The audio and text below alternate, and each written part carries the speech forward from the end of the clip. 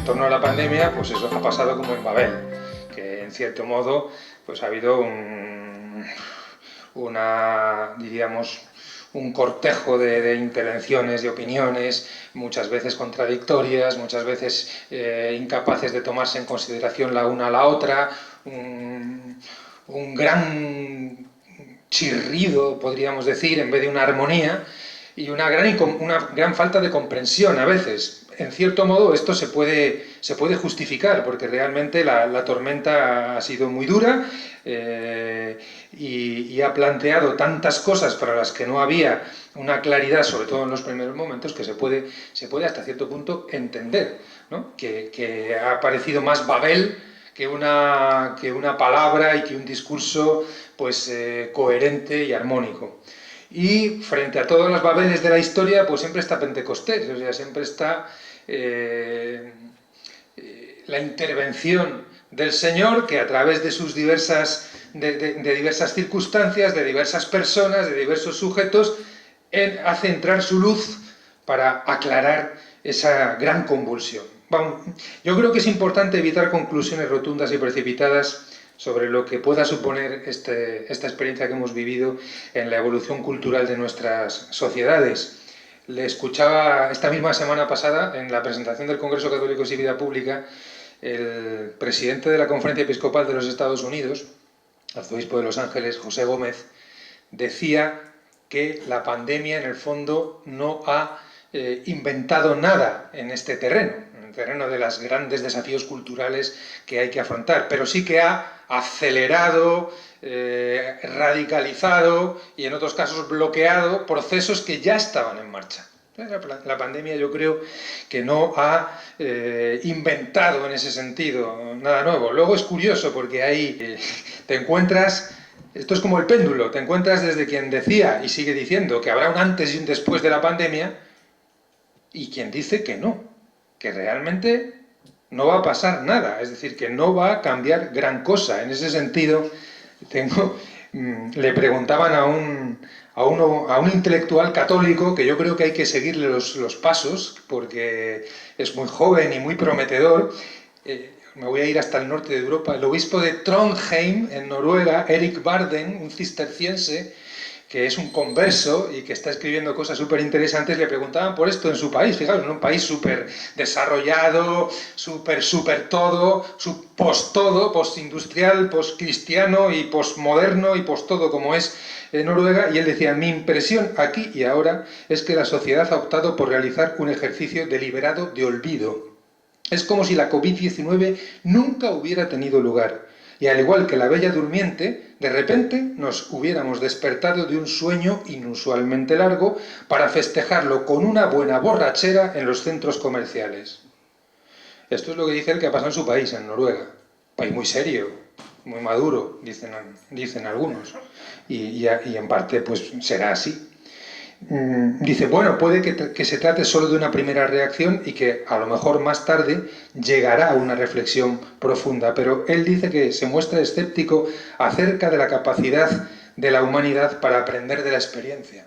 Puede parecer una mirada un poco negativa, pero yo sinceramente os digo, como periodista y como observador de la realidad, me parece muy aguda, muy aguda.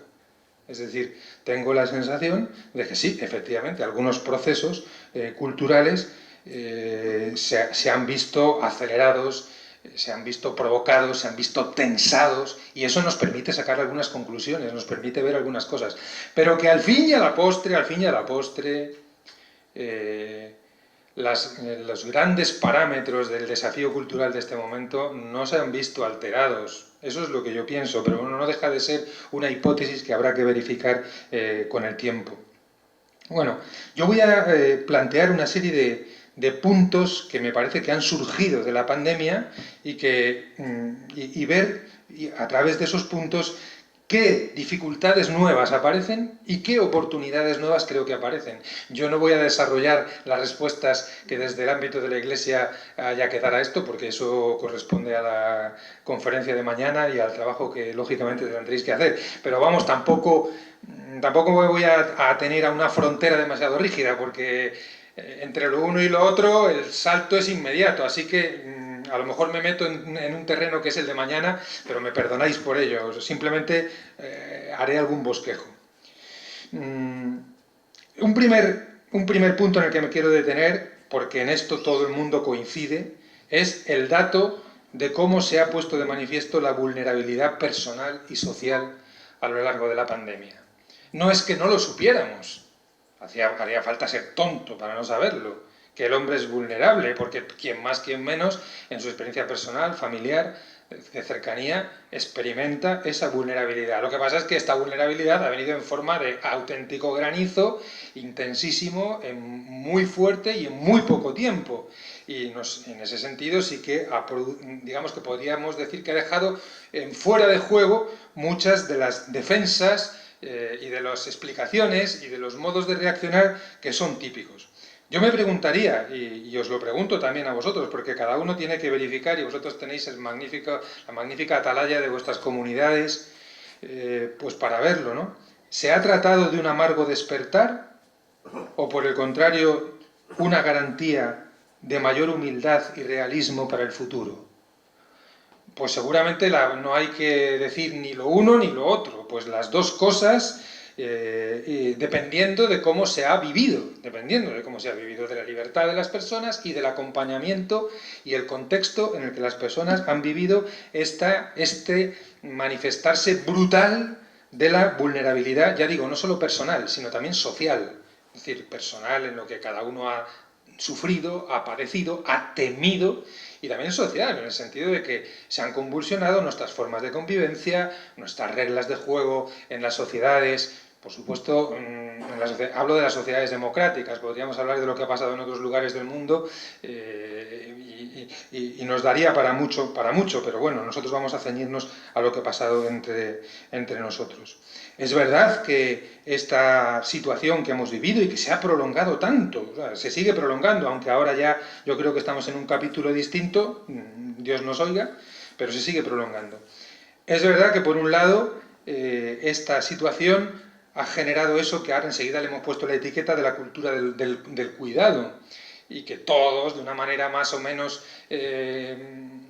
clara y radiante, han entendido que eso era un desafío enorme que había que poner en marcha y que era necesario valorarlo y que era necesario promocionarlo también desde los ámbitos de la política, luego hablaremos de eso, por supuesto. Y sí, y hemos visto cómo esa cultura de los cuidados experimentaba, digamos, un prestigio social nuevo y se convertía, que este es el peligro siempre, en un nuevo, podríamos decir, en un nuevo tic, o sea, en una frase hecha que no deja de ser verdad, pero que en la medida en que se repite de manera mecánica, sin la implicación de todo lo que lleva dentro, pues al final se convierte en una cosa que la decimos, nos quedamos muy tranquilos y no cambia nada. Pero bueno, sí que ha habido en ese sentido una mayor conciencia de que era necesaria esta cultura de los cuidados, pero al mismo tiempo se ha dado la paradoja de que durante ese proceso, y mientras se aceleraba eso, en la mentalidad y en los medios de comunicación y en los titulares de prensa y hasta en los discursos de los líderes políticos estaba esto de la cultura del cuidado, pues nuestro gobierno aceleraba durante el tiempo de pandemia una nueva ley de eutanasia, que es una paradoja. A ver, la ley de la eutanasia, no nos engañemos, ya estaba en el telar, ya estaba prevista, ya estaba en ciernes, y si no hubiera habido pandemia, hubiéramos tenido igual eutanasia. O sea, eso está claro. No es que diga yo ahora que es que la pandemia ha provocado la ley de la eutanasia. Por supuesto que no. Pero sí que es una paradoja bastante curiosa que mientras se está, por un lado, pregonando y perorando que es necesaria una cultura del cuidado, que hay que atender al que está enfermo, que hay que atender todas estas situaciones y que eso se convierte, en cierto modo, en una especie de uniforme social, se acelera, porque esto sí que ha pasado, se ha acelerado, aprovechando también un momento en el que el control parlamentario estaba reducido a mínimos, en el que el debate social estaba totalmente como un cuello de botella, o sea, no había más debate social que el de la pandemia. El de qué hacíamos para protegernos, para cuidarnos, etcétera, porque ha habido un momento en que es que nadie quería hablar de otra cosa. no me molestes, no me hables de otra cosa, este es el tema. Bueno, pues todo eso sí que es verdad que se ha aprovechado para acelerar una ley que como mínimo hubiera debido ser objeto de un debate muchísimo más profundo, de una escucha de los expertos, que no se han tenido en consideración absolutamente para nada, y sí que es verdad que, en cierto modo, la pandemia, perdonad la expresión, tómese en el sentido más coloquial, ha venido bien para una aceleración y para un pasar de puntillas con esta ley. Lo que pasa es que encima es un contraste verdaderamente trágico, ¿no? Mientras había profesionales, y no solo profesionales, personas de todo tipo que estaban luchando, habrá partido contra la muerte y contra la enfermedad, se estaba acelerando este procedimiento de muerte que es la ley de la eutanasia. Y por supuesto, ni un solo paso, que es todavía más impresionante, ni un solo paso a favor de una mejora efectiva del sistema de cuidados paliativos que no se da. Que no se da, pero es que ni siquiera hay alguien que diga, sí, lo vamos a poner en marcha. Es que no, es que da igual, no nos interesa. Pues bueno, está esta paradoja, ¿no? La vulnerabilidad personal y social que hemos experimentado, pues ha despertado ciertos inputs positivos, ciertas perspectivas positivas que han iluminado, pero no ha frenado para nada, por ejemplo, este avanzar de una cultura nihilista, podríamos decir, que se ve reflejada, por ejemplo, en la ley de la eutanasia. Otro aspecto sobre el que detenernos, pues toda la podríamos decir, polaridad o tensión en sentido positivo entre individualismo y comunidad. Claro que es verdad que durante este periodo de la pandemia nos hemos dado cuenta todos de hasta qué punto dependemos los unos de los otros. Vuelvo a lo de antes, no es que no se supiera. Cualquiera que mire seriamente su propia vida es consciente o se puede hacer consciente de hasta qué punto depende desde lo físico a lo espiritual absolutamente de otros, porque uno mismo no se da lo que necesita para vivir verdaderamente, para ser feliz, para vivir con justicia, para entender la vida, para sostener el dolor, para mantener la esperanza. Bueno, esto podríamos decir que más o menos en el plano de la experiencia cotidiana la gente lo sabe, pero luego no vive, luego eso no impide que vivamos de un modo radicalmente individualista en este momento concreto de la historia. ¿Ha significado todo este gran latigazo de la pandemia un fortalecimiento de la comunidad? Y cuando hablo de la comunidad me refiero a las comunidades en el sentido más amplio de la palabra. Podríamos hablar de las comunidades cristianas también, pero no solo. Me refiero a la comunidad que es la familia, la comunidad que es el barrio, la comunidad que es la comunidad de vecinos, por cierto, que tan mala fama tiene, las comunidades de vecinos, las comunidades de amigos, las comunidades de compañeros de trabajo, de compañeros de clase en la universidad o en la escuela. ¿Ha significado un fortalecimiento? Pues estamos ante una paradoja como la anterior, ante la que yo no me atrevería a dar una respuesta rotunda. Pues por un lado sí, y hemos visto muchas iniciativas de la llamada sociedad civil, desde gente que se ha ofrecido a hacer la compra a los ancianos de su escalera, para que no tuvieran que salir en aquellos, sobre todo, 2-3 primeros meses terribles, de marzo a mayo de 2020, claro que sí, y muchas otras cosas, o sea, que desde lo micro, podríamos decir, desde iniciativas micro, a nivel eso, del portal de tu casa, hasta iniciativas mucho más consistentes de ONGs, algunas ya existentes, otras que han surgido al hilo de la pandemia y que han dado servicio a miles de personas. Yo no sé, en vuestras diócesis vosotros tendréis el conocimiento de lo que ha pasado. Yo hablo de Madrid, que es un monstruo, como ciudad y como megápolis, y allí ha habido iniciativas de una fecundidad y de un alcance verdaderamente impresionante que no han nacido del poder político, cuidado. En algunos casos el poder político las ha apoyado, las ha secundado. Y eso ha sido también un aspecto bonito sobre el que luego me referiré. O sea que sí que ha habido estas iniciativas, pero también diría que del entusiasmo inicial con el que se pusieron en marcha y que uno lo puede entender, porque está esto el Papa en Fratelli Tutti lo ve con una claridad meridiana, ¿no? O sea, claro que está podríamos decir, en el código, no me gusta hablar de código genético, pero bueno, en la estructura de nuestra humanidad, podríamos decir, en la estructura de nuestra humanidad está este punto de salir al encuentro del otro y de servirle cuando está herido, cuando está en dificultad. Y eso lo hemos visto, pero también hemos visto cómo ese entusiasmo ha experimentado el cansancio.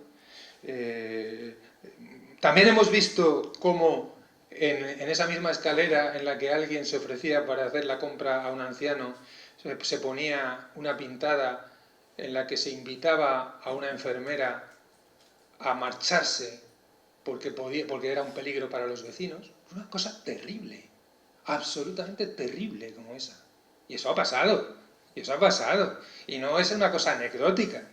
Es decir, que el pánico, el miedo, como todo, la libertad se juega frente a lo que sucede y ha generado iniciativas de bien que han proporcionado cauces de ayuda y cuando digo ayuda, no solo la ayuda material, porque la ayuda material en este caso conlleva también un punto de compañía humana, de horizonte de esperanza, de no estar solo. El tema de la soledad ha sido brutal. El tema de la soledad ha sido brutal. Luego diré también una palabra de esto en lo que se refiere a los más jóvenes, pero ha sido brutal para los ancianos, pero estamos ahora viendo, y hay datos que están saliendo verdaderamente estremecedores, en los jóvenes, en los adolescentes, que han vivido el confinamiento y quizás esta irracionalidad que verdaderamente en un primer momento a mí me irrita y me golpea, pero luego me doy cuenta de que hay que ir más allá de eso. Por ejemplo, este fenómeno de los botellones de los jóvenes, que es una cosa que más allá de ser un problema de orden público y un problema de la salud, es un problema humano. Es un problema humano. Bueno, pues tiene que ver también, esto dicen los expertos, tiene que ver con la onda expansiva que ha significado pues todo el confinamiento, el vivir sin este orden que da, por ejemplo, el trabajo, o la clase, o el estudio, etcétera, etcétera, en los más jóvenes y en los adolescentes, ¿no? Es difícil saber. Lo que en todo caso se deduce de las cosas que vamos diciendo es que es necesario que haya un tejido vivo, una educación en acto, ya sea en la familia, ya sea en la escuela, ya sea en la comunidad cristiana, ya sea en otras agregaciones en las que puedan vivir las personas, para que las experiencias buenas o los interrogantes graves que se plantean puedan de algún modo realmente traducirse en cambios de mentalidad para bien, de manera estable. De no haber ese tejido vivo comunitario, de no haber esa propuesta educativa que sostiene y acompaña en el tiempo, sí que puede haber un inicio digamos, pues eso, de grandes preguntas, de inquietudes, incluso de iniciativas, pero que difícilmente se sostienen si no encuentran razones adecuadas y no encuentran un contexto que las permita convertirse en algo estable, que es en mentalidad, diría yo. En ese sentido, perdonadme, pero una vez más soy escéptico en cuanto a que muchas de las cosas interesantes que han surgido puedan permanecer si no hay este acompañamiento, y esto también es un desafío que dejo aquí flotando para vuestro trabajo, porque creo que por ahí va pues, una de las líneas de trabajo y una de las grandes dimensiones de conciencia que la Iglesia puede sacar de lo que ha sucedido. Otro aspecto, el valor de la política. Bueno, yo una primera cosa que digo, la política, ya lo sabéis todos aquí, tiene muy mala fama, y no digo yo que no haya motivos para que tenga esa mala fama. Sin embargo, la política se ha mostrado, me parece a mí, en este tiempo, como algo absolutamente necesario. Absolutamente. Y frente a cosas que se han dicho, y esto es un tema también para debatir, yo creo que se ha puesto de manifiesto que el gobierno de la ciudad común, de la sociedad, no puede ser cosa de los técnicos, aunque hay que contar con ellos para que la política sea realista, veraz y toque realmente las necesidades de las personas. Esto en la pandemia lo hemos visto muy claramente pues, con los temas médicos, por ejemplo. Yo no soy favorable a lo que algunos griegos decían del gobierno de los sabios, el gobierno de los técnicos, podríamos decir hoy. El gobierno lo tiene que hacer la política, sometida a los controles democráticos, con toda la pobreza, precariedad y limitación que eso tiene. Los técnicos tienen que aportar la base de conocimiento necesaria para que la política no sea ideología, sino que realmente toque y responda adecuadamente. Pero en última instancia, bueno, yo creo que cuando hablo con algunos amigos míos médicos, si fuera por ellos, seguiríamos confinados todavía. Y hubiéramos estado confinados 2 años porque evidentemente era la mejor manera de responder y conseguir el contagio cero. Claro, sí, por supuesto. Pero existen otras cosas además que hay que tener en cuenta. Entonces, la sabiduría de la política está en tener en cuenta una multitud de factores y, por supuesto, los técnicos tienen que ser escuchados y en este caso, luego hablaremos de los técnicos porque también ellos llevan lo suyo, ¿no? Los técnicos no son una cosa perfecta y unívoca y que da siempre en el clavo, pero en cualquier caso, la necesidad de una política que saliera al paso del caos, del no saber, del cómo nos organizamos, del cómo conseguimos, por un lado, limitar al máximo el daño de la enfermedad y al mismo tiempo impedir el hundimiento económico, que no es solo económico, porque el hundimiento económico es el hundimiento de la sociedad, es el hundimiento de los medios de vida de las personas. Entonces, ¿cómo coordinar todo eso en un difícil equilibrio para el cual no existen soluciones fáciles y frente al cual también es muy sencillo que surjan pues, los populismos de todo tipo y los enfados arriscados y radicalizados por un lado y por el otro que hemos visto durante este tiempo. Claro que las dificultades para gestionar la pandemia han sido enormes. De hecho, no hay un solo gobierno en el mundo que haya salido indemne. Ni siquiera el de la señora Merkel, que ahora todo el mundo aplaude porque se va. Pero la señora Merkel ha sufrido muchísimas críticas y manifestaciones tremendas, un intento de asalto del Bundestag, etcétera, etcétera. O sea, no ha habido, en este sentido yo digo, nuestro gobierno lo ha podido hacer fatal, y de hecho lo ha hecho fatal en muchas cosas, pero no ha habido un solo gobierno en el mundo, me refiero a los gobiernos democráticos, los gobiernos totalitarios, pues ya está, ellos cierran la boca del que la abre y se acabó, no hay problema. En China no ha habido ningún problema, ya está. Pero en el resto de los países ha habido muchos problemas porque gobernar esta situación en una sociedad de opinión pública, en una sociedad con una cierta capacidad de opinión y de libertad, pues ha sido muy complejo. Claro que se ha producido el riesgo de la arbitrariedad y del abuso, y lo hemos visto. Bueno, el Constitucional ha tirado 2 estados de alarma en España. Luego ha habido abuso, sí. Ha habido abuso. También es verdad que el Constitucional no niega que hubiera que proceder a medidas extraordinarias, pero dice que el instrumento utilizado no fue el adecuado y en ese sentido ha habido abuso. Y en ese sentido ha habido arbitrariedad y en ese sentido ha habido escasez de controles democráticos a las medidas que se tomaban.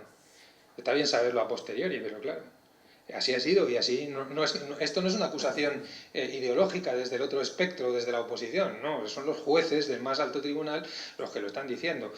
Con esto tampoco cargo las tintas, simplemente digo, porque también ha pasado en otros países, también ha pasado en otros países donde Alemania, que es un país con hábitos democráticos mucho más acendrados que los nuestros, el presidente del Parlamento, en la despedida de la señora Merkel, tuvo una intervención enormemente crítica con las políticas que había llevado a cabo el gobierno de la señora Merkel, que sostiene el mismo partido al que él pertenece, que es la CDU.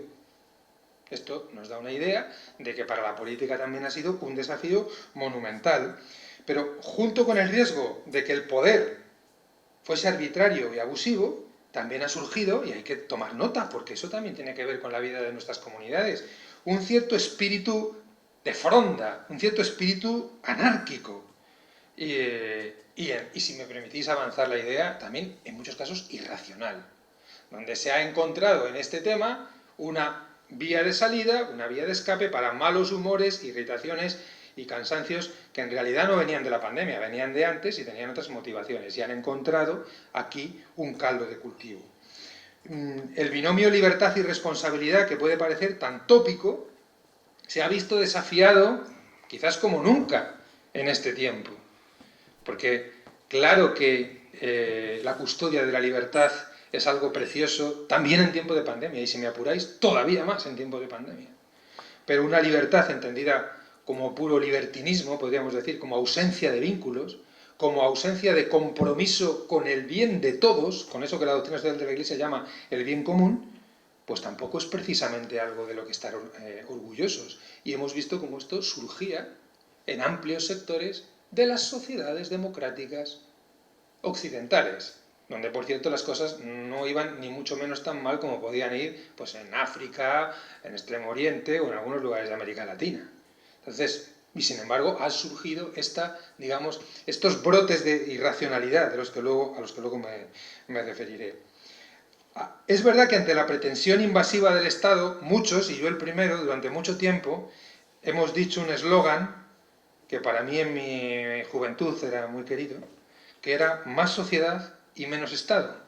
Pero yo ahora, espero que no sea porque soy más viejo, sino porque he aprendido más, prefiero otra fórmula más completa y más equilibrada, y que creo que hace más honor también a lo que los papas están diciendo, tanto Benedicto XVI en Caritas in Veritate, como Francisco en Fratelli Tutti.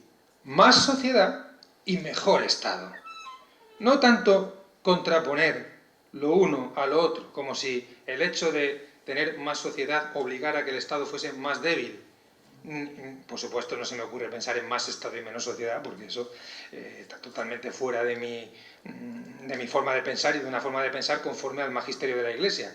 Pero cuidado, ha habido un cierto desprecio del valor del Estado y de su función, que también ha calado en ciertos ámbitos del mundo católico, que yo creo que la situación que hemos vivido nos obliga a repensar.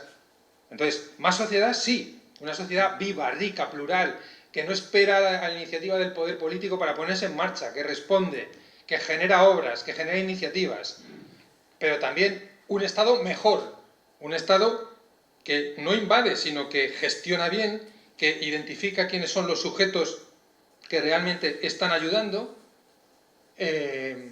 y que tiene además una capacidad desde el poder público que las iniciativas sociales normalmente no van a tener. Y ante un huracán como este, no pensemos que la iniciativa de la sociedad civil, que es absolutamente necesaria, puede ser la respuesta unívoca. Y en ese sentido, no contraponer, buscar los campos de colaboración, de coordinación entre iniciativa social e iniciativa estatal, a mí me parece que es el verdadero camino y el más conforme a lo que la Iglesia propone. Y en este sentido ha habido ejemplos bonitos. Yo en Madrid, por ejemplo, hablo del Ayuntamiento de Madrid. El Ayuntamiento de Madrid ha tenido, en ese sentido, una capacidad de leer, podríamos decir, de interpretar lo que estaba sucediendo y de apoyar iniciativas de ámbito civil desde parroquias, por cierto. Una parroquia en Vallecas, San Ramón Nonato, de un comedor impresionante, que eran miles de comidas, etc. Pero otras ONGs, iniciativas, tanto del mundo católico, muchas del mundo católico, pero también otras, pues más aconfesionales, a las que ha sostenido, a las que ha apoyado, a las que ha financiado, pero dejándoles a ellos el protagonismo, porque son los que sobre el terreno conocían las necesidades, la situación de las personas, etcétera, etcétera. Entonces, no se trataba de oponer lo que uno y otro tienen que hacer, sino de ver cómo podemos mutuamente ayudarnos. En ese sentido sí que creo que la pandemia deja lecciones, otra cosa es que se vayan a aprender. Sin embargo, me parece impresionante cómo a nivel más de política estatal, se ha hecho una contraposición, por ejemplo, con toda la sanidad privada, que ha estado totalmente fuera de la coordinación del combate de la pandemia, que me parece increíble. Solamente motivos ideológicos pueden justificar semejante cosa. Porque en un momento de tal magnitud, donde además los hospitales estaban absolutamente, ahora lo llaman tensionados, o sea, quiere decir que estaban reventados, vamos, para aclararnos. El no recurrir, el no buscar fórmulas de concertación con una sanidad privada que en España es muy importante, a mí me parece que solo tiene sentido, solo se explica en función de prejuicios ideológicos. Y por desgracia ni siquiera la dureza de la pandemia ha servido en ese caso, para un cambio, que yo creo que es absolutamente necesario. Pero bueno, me quedo con eso. Más sociedad, sí, mejor Estado también. Hablemos una palabra sobre la ciencia. La ciencia, yo lo titularía este apunte, la ciencia entre la decepción y la idolatría. Bueno, primero lo esperábamos todo de ella, porque durante mucho tiempo hay toda una mentalidad en los últimos años, muy propia de nuestro tipo de sociedad, que ha idolatrado a la ciencia. La ciencia, bueno, esto viene de final de la Ilustración, pero es verdad que ahora el poderío de la tecnociencia, habría que decir, más que de la ciencia, es tan brutal, moldea de tal modo nuestra vida, que realmente, aunque parezca mentira, en el subconsciente, no demasiado elaborado de mucha gente, está la expectativa de que la ciencia nos salve de todo. Y entonces era muy curioso, vamos, a ver, no es que yo tenga un especial ojo clínico, simplemente es que he estado trabajando durante toda la pandemia, gracias a Dios he sido de los pocos españoles que no ha dejado un solo día de salir de casa para trabajar, con eso de que era un medio de comunicación y que se consideraba servicio público esencial, pues yo tenía un papelito con el cual podía ir a trabajar todos los días. Y no he dejado de salir de casa para trabajar un solo día en los momentos más duros de la pandemia. Y claro, todos los días tenía que hablar de este tema en la radio y que escribir de esto en los medios en los que escribo, porque sobre todo es que hubo 3 meses en los que prácticamente hablar de otra cosa no tenía sentido.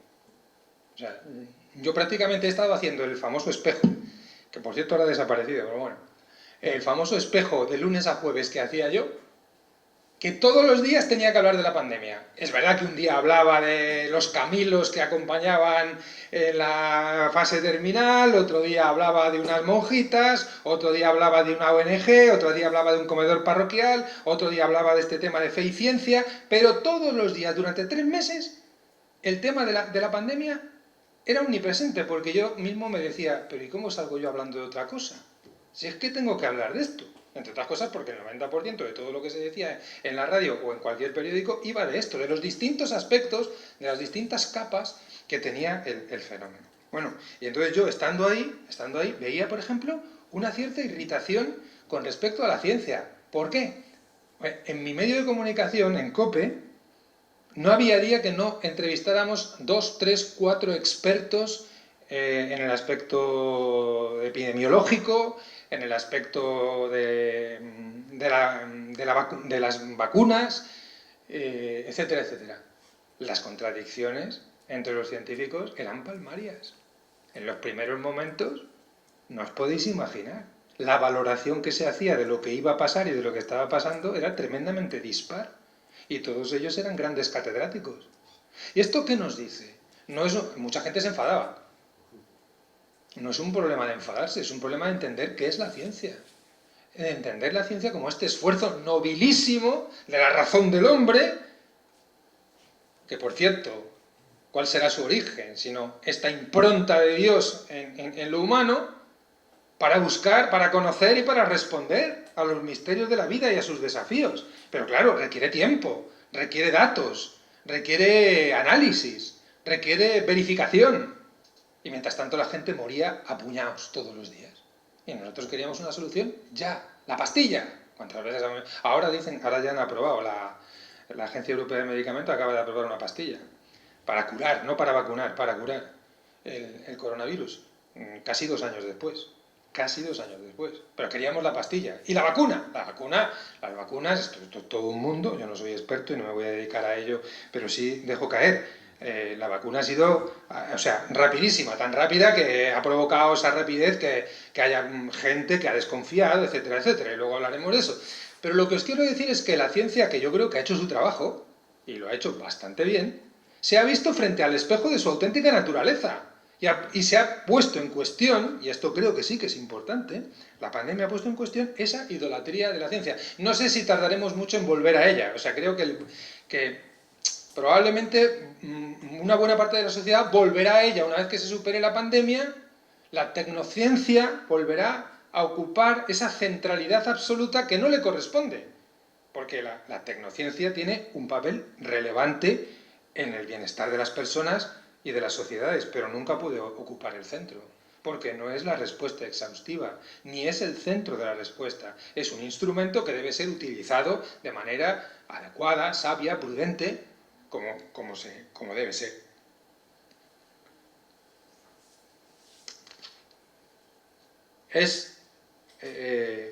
Ni la tecnociencia ni las finanzas, podríamos decir, luego hablaremos de economía, pueden estar en el centro, sino al servicio y bajo el gobierno de una mirada que tome en consideración la totalidad de lo humano. Cuando esto no es así, se produce la rabia y se produce la frustración. que la hemos visto. El riesgo del paradigma tecnocrático es grande en este momento, en nuestro mundo. Y esto sí que es un problema. Para la supervivencia misma de lo que podríamos llamar la cultura. Y ahí hay también una enorme misión para la Iglesia de discernimiento, de clarificación, de desmitificación, que no significa, por supuesto, oposición ni enemistad respecto de la ciencia, que ha realizado, repito, yo el balance que hago del trabajo de la ciencia en este tiempo de pandemia es absolutamente y radicalmente positivo. Creo que los científicos han trabajado como jabatos, pero lo que no se puede esperar de la ciencia es lo que no puede dar, y lo que no debe dar, y lo que no debe pretender dar. Otro aspecto que a mí me toca de manera muy central, todo el tema de comunicación global y pandemia.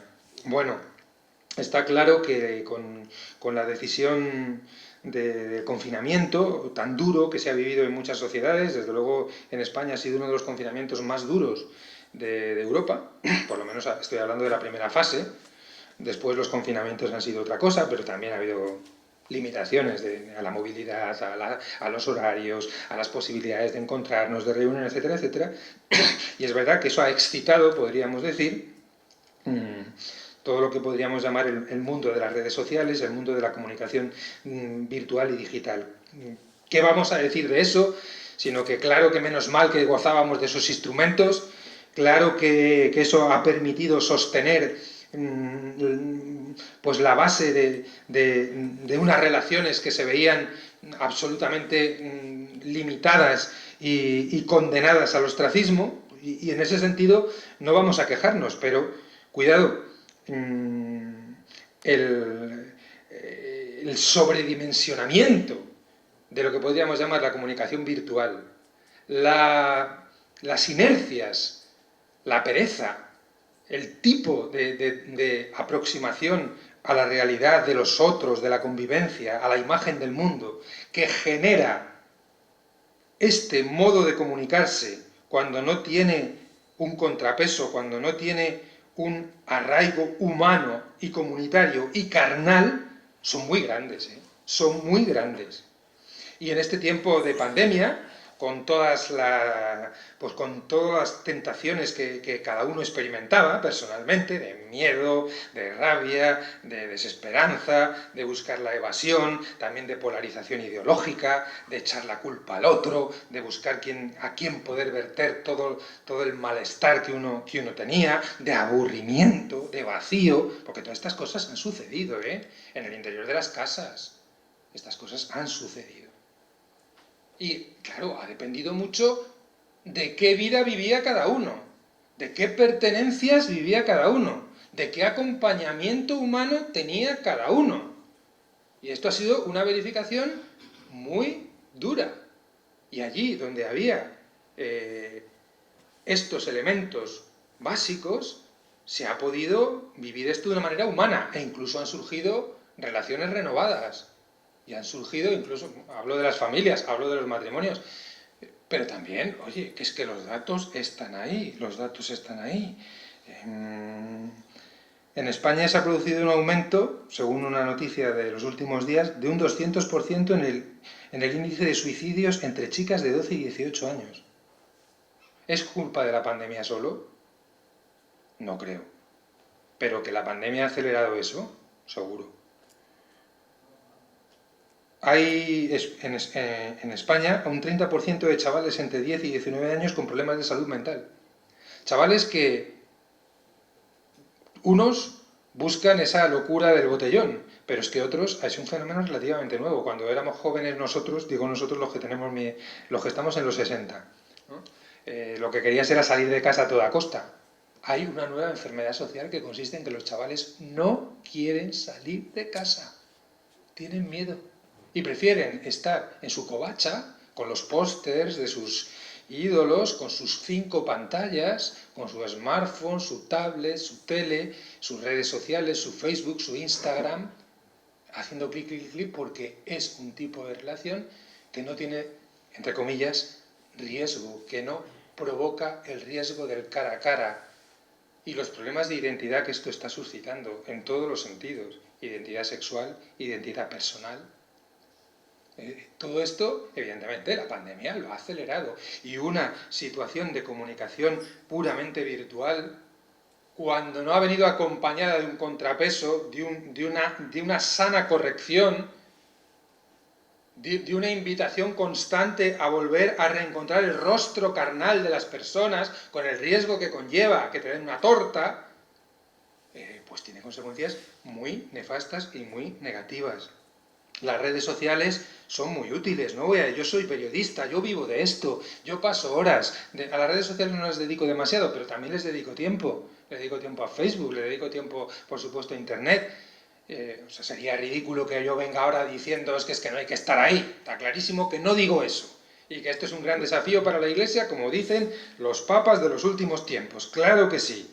Pero atención, no seamos ni ingenuos ni superficiales. Las redes sociales son cada vez más un pantano. Un importante intelectual colaborador del Washington Post, en una entrevista de los últimos días, hablaba de ellas como un lugar donde crece de manera desaforada la violencia y las trincheras absurdas. Bueno, esto es un desafío también para la pospandemia.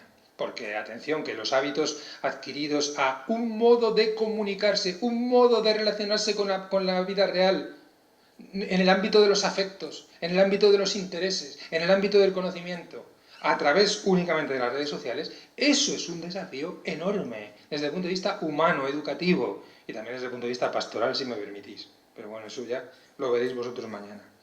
Yo creo que esta pandemia ha significado un gran desafío para encontrar una narración que sostuviera la esperanza. Porque narraciones hay muchas. Bueno, cuidado, el otro día leí una cosa que me parecía súper interesante, y es que precisamente en las redes sociales no hay narración. Son como o sea, golpes sueltos, y impactos, pero no hay narración.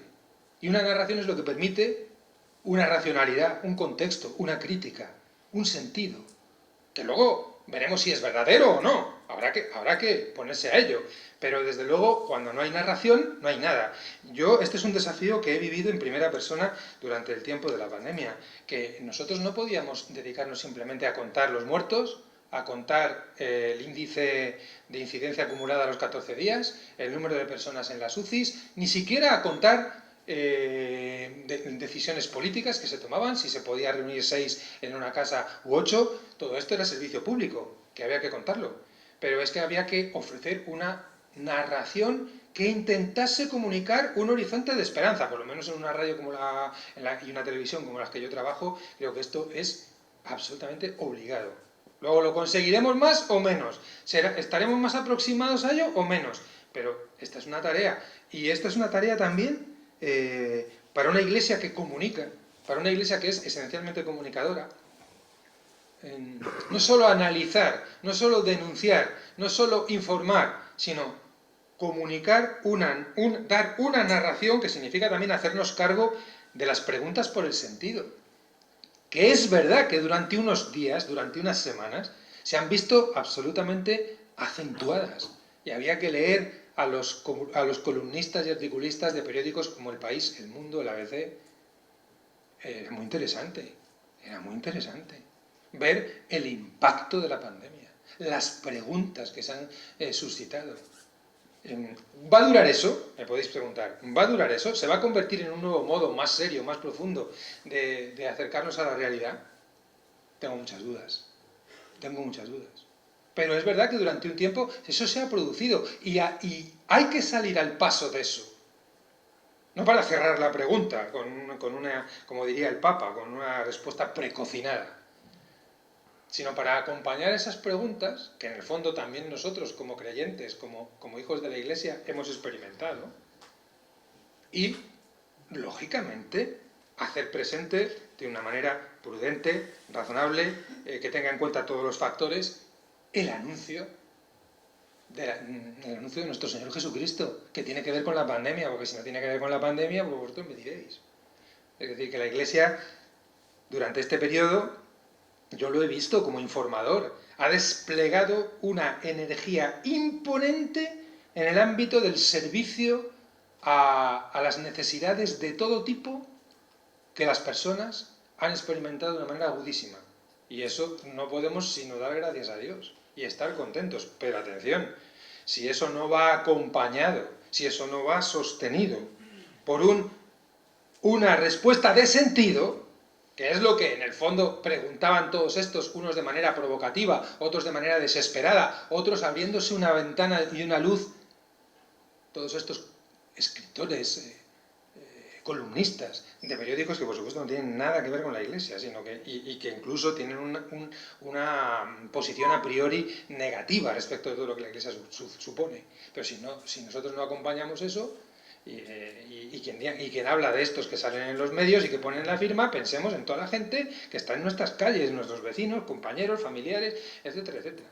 Y ahí hay un desafío grande, el desafío de una narración que sostenga la esperanza. Evidentemente, pues para el periodista esto toma un color y toma un aspecto, para el párroco toma otro aspecto, para el maestro que está en la clase toma otro aspecto, pero compartimos todos este punto, ¿no? Este desafío de fondo. Voy terminando los 4 apuntes que me quedan. Una verdadera ecología. Bueno, este tema está absolutamente en portada, estamos todavía al rebufo de la famosa COP26 de Glasgow y es verdad que con el tema de la pandemia pues también ha habido de todo. Yo creo que aquí surge el desafío de una verdadera ecología que tenga como centro a la persona y también un sano realismo frente a una tendencia que vemos a nuestro alrededor de divinización de la Tierra. Yo el otro día, en un encuentro con mis comunicadores, con los comunicadores de COPE, dando una orientación editorial de qué posición estábamos tomando y tal, yo dije 2 cosas. Bueno, primero, es evidente que nosotros como cristianos, por nuestra propia vocación, por lo que es la experiencia de la fe, desde el Génesis hasta nuestro Señor Jesucristo y con la enseñanza de los papas, de nuestra propia fe deriva un mandato y una responsabilidad de cuidado de la casa común y de la creación. Esto es evidente y no admite matiz. Pero eso no tiene nada que ver, por ejemplo, con unas ciertas tendencias según las cuales parece que el problema es el hombre, el ser humano es el problema. Y la pobre tierra, lo que hay que hacer es librarla del ser humano. Yo dije, la tierra no es Dios, Dios es Dios y la tierra es don de Dios. Y por eso estamos llamados a cuidarla, con extremo cuidado, con realismo. Entonces, una ecología auténticamente humana, integral, podríamos decir usando 2 palabras que han usado tanto Benedicto XVI como Francisco. Y esto también una ecología que sabe que de la tierra también está herida. O sea, igual que está herido el corazón del hombre, la tierra también está herida. Y de la tierra surge la leche y la miel con la que Israel se iba a alimentar, y de la tierra surgen también los virus. Y surgen las enfermedades y los volcanes, por cierto, que algunos dan mucha guerra. Y eso también surge de la tierra. La tierra no es Dios. La tierra también está herida. Necesita un cuidado, pero no una adoración. Y me parece que aquí es un tema, esto, por ejemplo, se lo escuché decir de una manera, a mi modo de ver, muy, muy profética a nuestro obispo secretario de la Conferencia Episcopal, en unas cosas que escribió sobre la pandemia. Y dije, bueno, esta es una mirada sobre el problema ecológico que hace falta también valor para salir a decirlo, porque según lo que digas, cuidado lo que te puede pasar. Yo creo que lo que hace falta es una política más realista en la lucha por una verdadera ecología y menos, diríamos, menos teologizar este asunto. Yo lo veo así. Creo que el desafío de una verdadera ecología, también la pandemia, nos obliga a entender y a matizar y a corregir de qué se trata y cómo hacerlo. Bueno, el tema del sufrimiento y la muerte, que son tabú en nuestra sociedad, pero que de esa privacidad impuesta hemos visto cómo saltaba a una dimensión pública. Por primera vez había gente, no digo curas, no digo curas ni teólogos, que ha dicho en los medios, atención señores, que la muerte tiene también una dimensión pública, no es solamente un problema personal del que se muere y su familia. El hecho de que la gente se esté muriendo, de que no se esté pudiendo llevar a cabo una despedida verdaderamente humana, bueno, es que fueron aquellos meses terribles donde se acumulaban allí en el Palacio de Hielo los cadáveres, y menos mal que hubo algunos sacerdotes y un jefe de la UME que rezaba un Padre Nuestro delante de cada uno cuando se lo llevaban en un camión. Entonces, que de pronto hemos descubierto que el tema de la muerte tiene también un valor en la ciudad común, que tiene que ser afrontado, que tiene que ser valorado, que el hecho de poder despedir a los muertos, de poder honrarlos, de poder llamarles por su nombre, de poder acompañarlos, es también un bien público. Es también un bien público. Que esto es una cosa que teníamos totalmente olvidada, porque era mejor no hablar de esto. Pero vamos, esto no es solo cosa de los gobiernos, ¿eh? Es de los gobiernos, es de los medios de comunicación, es de los grandes poderes culturales, ¿no? De eso no se habla. De eso no se habla. Y si se habla es de un modo absolutamente banal y estúpido, con esa violencia absolutamente alocada de algunos juegos y de algunas series, que no significa que es que valoren el hecho de la muerte, sino que convierten a la muerte también en un bien de consumo. Como estamos viendo, por cierto, con una serie de gran seguimiento en este momento, la famosa del juego del calamar. Entonces, quiero decir, en medio de esto, la pandemia nos ha ofrecido una corrección también en nuestras sociedades occidentales, sobre todo, porque en otras sociedades esto no es así. En África no es así, en algunos lugares de Asia no es así, pero en Occidente sí, donde el tema de la muerte parece como que ya tiene que estar en los márgenes. Creo que eso nos ha permitido también conectar con una búsqueda verdadera del corazón del hombre, y también la Iglesia en este campo pues tiene mucho que decir. No se tiene que inventar nada, es tomar conciencia de que está esta oportunidad, de que está esta sed, de que está y salir al encuentro. Os decía antes que el confinamiento, que seguramente en una cierta medida ha sido necesario, aunque luego podamos analizar si ha sido excesivo, abusivo, si se ha tenido a la ley o no, pero ha tenido consecuencias psicológicas, os he dicho antes algunas de las cosas, consecuencias humanas.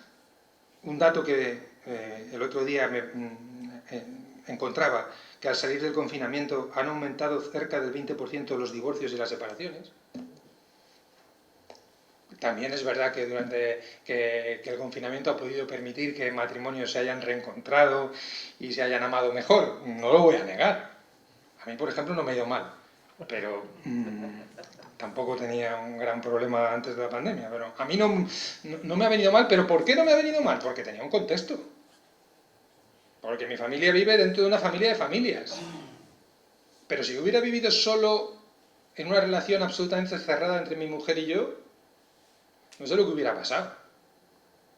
Si nos miramos el uno al otro como una realidad cerrada que no reclama como signo a algo mayor, a algo distinto, bueno, pues aquí está el dato, que no puedo aseguraros su veracidad. Pues vivimos en el mundo de la estadística y del imperialismo de la estadística. Yo soy el primero que pone en solfa todos los datos. Pero que, yo no sé si es un 20 o es un 15, pero que este desafío ha provocado un aumento de rupturas, parece que es verdad. Y eso significa que hay unas consecuencias que nos plantean qué compañía necesitamos para vivir, que nos plantean esta dualidad entre la realidad y la virtualidad, y que tenemos nosotros que recuperar siempre y de cualquier modo lo real como el campo en el que nosotros, como hombres de Iglesia, queremos estar. Eso no significa abandonar las redes sociales, tener nuestras páginas web, nuestras redes sociales, evangelizar el continente digital y todo lo que queráis. Fenomenal. Pero por favor, tirar del brazo a nuestros hombres y mujeres, a nuestros jóvenes, a nuestros viejos, a nuestras familias, para que estén en la realidad, con toda su crudeza, con toda su carnalidad. Yo creo que esto, en un momento en el que todo parece invitar a desertar de la realidad y a tener una relación virtual en los afectos, en las aficiones, en el conocimiento, en todo. Me parece que es una cosa que para la evangelización es súper, súper importante. Y en esto, como todo, lo repito, algunos han crecido humanamente gracias a la experiencia dolorosa de la pandemia, pero otros han profundizado en el nihilismo. Es así.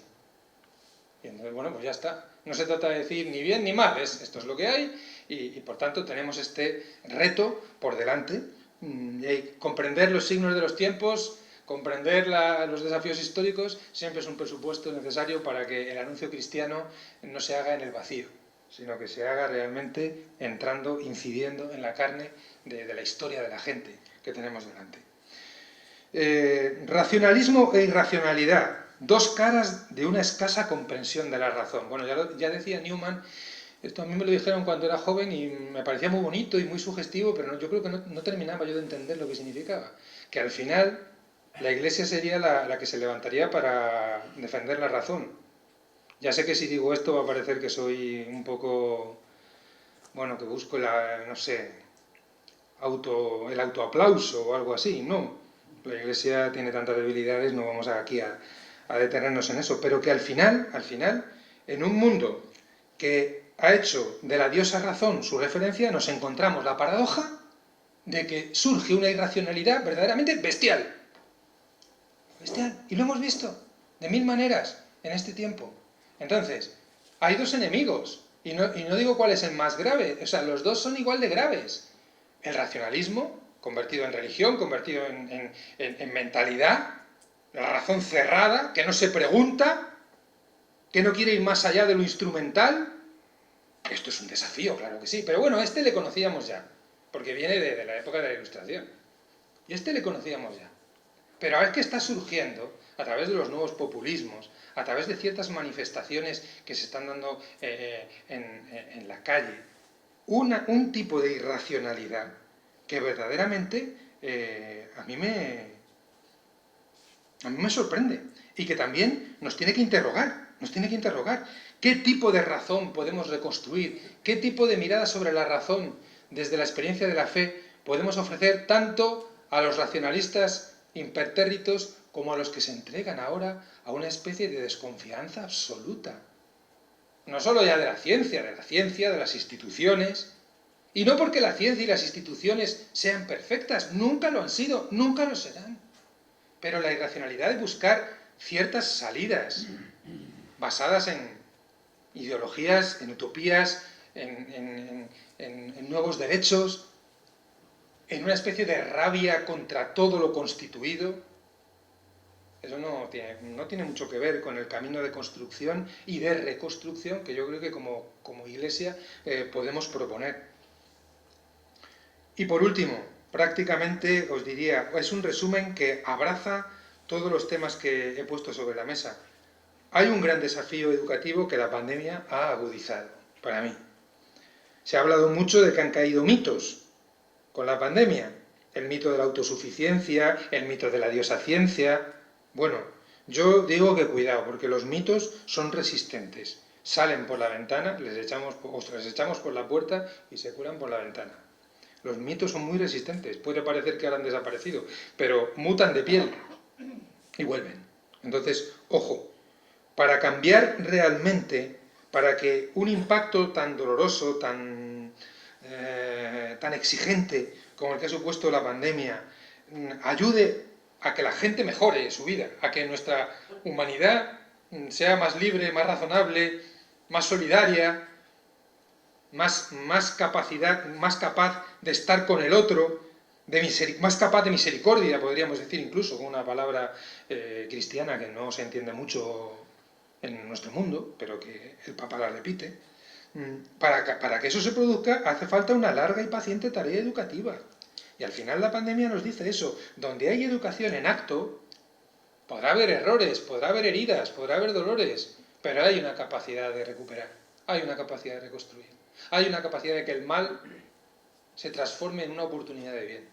Pero donde no hay esta educación, pues bueno, el latigazo puede provocar algunas reacciones positivas que luego se diluyen, que no encuentran suficiente, no tienen fuste para mantenerse en el tiempo, que no sacan las últimas consecuencias, porque hay un punto verdadero en cualquier ser humano, en un instante, pero después cuando pasa ya el granizo y viene la vida cotidiana, hay que volver a decir ¿por qué? ¿Por qué sacrificarme por el otro? ¿Por qué perdonar? ¿Por qué hacer esto que va más allá de mi propio interés? ¿Por qué? Y si esto no se educa, cuando digo educar comprenderéis que no me refiero a hacer seminarios o Los seminarios habrá que hacerlos también, ya sé que hacéis muchos y yo también los hago y participo en ellos, pero cuando hablo de educar hablo de algo mucho más ambicioso, mucho más profundo y mucho más de fondo, que puede implicar hacer seminarios también, pero que es más que eso, mucho más que eso. Es una tarea sostenida de testimonio, de palabra, de acompañamiento, de... Bueno, pues es así. La paradoja es que durante este tiempo, y esta es otra paradoja política amarga que nos deja la pandemia, pues también el gobierno ha pisado el acelerador a otra ley educativa, que vuelve a hacerla sin consenso, sin buscar el encuentro y el acuerdo con otros, con lo cual durará lo que un pastel a la puerta de un colegio, y además es una ley que vuelve a restringir, de alguna manera, la libertad de educación, que es un bien precioso, no para los católicos, atención, no para los católicos, no para la Iglesia, para defender sus privilegios o sus colegios, no. La libertad educativa es un bien precioso para una verdadera convivencia civil, para una ciudad común plural, viva, abierta, esas cosas que se suelen decir, pero que luego se actúa de manera totalmente contraria a lo que convendría. Y entonces esta es una cuestión amarga que nos deja también la pandemia. Bueno, termino brevísimamente. La verdad es que durante este tiempo hemos visto pasar ante nuestros ojos la vida y la muerte entrelazadas. No me refiero solo al hecho de la muerte última, sino el morir de cada día y la vida que resurgía cada día. Muerte de muchos conciudadanos, de los más vulnerables, muchas veces, como decíamos, sin compañía y sin despedida. Y aún así también hemos visto cómo había una vida que resurgía en las UCIs, en el don sin medida de tantos médicos, enfermeros, capellanes, voluntarios. Son cosas de las que conviene hacer memoria, ¿eh? Conviene hacer memoria de esto. Y no solo cuando su esfuerzo obtenía el fruto de la curación, sino también en cada momento en que mostraban que la vida es un bien, aunque esté sometida a terribles dolores y privaciones. Bueno, yo creo que en este tiempo hemos valorado, y os lo decía antes como nunca, el trabajo escondido de nuestros científicos y al mismo tiempo nos hemos impacientado porque no daban la solución en el tiempo deseado. Nos han irritado nuestros políticos de una manera tremenda en muchos casos, pero quizás también yo creo que si hemos tenido algo de inteligencia, en algún momento los hemos compadecido, viendo la magnitud del empeño al que tenían que dedicarse. ¿Nos han atenazado el miedo y la angustia? Pues sí, pero también nos hemos descubierto libres viendo la libertad que algunos mostraban frente a toda esta situación, y esos son los testigos. Esos son los testigos, y si no aprendemos de los testigos, pues perdemos el tiempo. Hemos visto y hemos comprendido lo absurdo que es pensar que la felicidad consiste en no depender de nadie, que es una de las cosas que nos vende nuestra cultura actual. Hemos visto que era absurdo. Y pretender satisfacer nuestros deseos más profundos con el consumo o con el éxito, porque ha habido unos meses que es que ni consumo ni éxito, ni nada parecido. ¿Y entonces qué? Y esas son oportunidades que nos han salido al paso. Es como lo de la familia que os decía, en casa nos hemos acompañado y nos hemos hartado, las dos cosas. Y al final, solo quien puede vivir el perdón ha podido desatar ese nudo de cosas buenas y cosas malas que se enlazan, como siempre en la vida. Y en fin, que es tiempo, yo creo, ahora de hacer memoria, de cuidar la vida, de tejer eso que el Papa denomina una amistad cívica, que venza el veneno de la división, que creo, os lo digo sinceramente, que es una de las grandes tentaciones de este momento histórico y un verdadero veneno para nuestra sociedad, el veneno de la división. Y por tanto de construir juntos de una manera real, aunque sea a trocitos y poco a poco, eso que el Papa denomina en Fratelli Tutti la roca del bien común, que desde luego estoy convencido de que como cristianos tenemos una aportación absolutamente original y genuina que ofrecer y que si no la damos nosotros, pues no la dará nadie. Pues muchas gracias y a vuestra disposición ahora.